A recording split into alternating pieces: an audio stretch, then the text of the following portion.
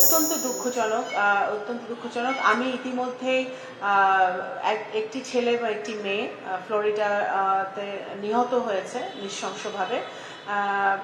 ছেলেটির dead body পাওয়া গেছে, আরেকজনের ডেড বডি এখনো পাওয়া যায়নি, যেটা আমরা শুনেছি।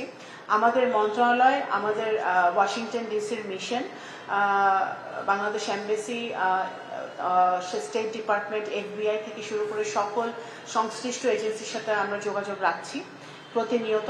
আমি ব্যক্তিগতভাবে দুজনের গার্জিয়ানের সাথে আমি কথা বলেছি।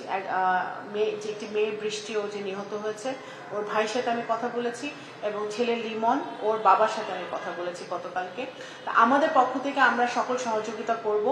আমাদের রিপ্যাট্রিয়েশন, যে ছেলেটাকে ডেড বডি ফিরিয়ে আনার ব্যাপারে তাদের যে অটোপসি করতে হবে, তাদের যে লিগাল কাজগুলো আছে, এগুলো কমপ্লিট হলে আমরা দেখছি যত তাড়াতাড়ি সম্ভব রিপ্যাট্রিয়েশন করবো। প্রবাসী কল্যাণ মন্ত্রণালয় এটাতে সহযোগিতা করছে, এবং অন্যদের জন্য তো আমাদের অপেক্ষা করতে হবে। আমরা ওদের চেষ্টা করছি যে যত তাড়াতাড়ি সম্ভব আনা যায়, কিন্তু এটা তো একটা লিগাল ব্যাপার।